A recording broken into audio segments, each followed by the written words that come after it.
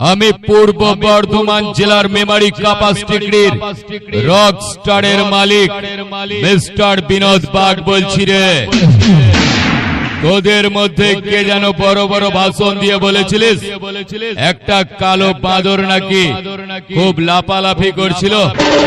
আবে চুলাই খাওয়া চামচা, চামচিকি নিয়ে বেশি লাফালাফি করিস না। রক স্টারের বেসের ঝড়ে সব কটা উড়ে যাবি।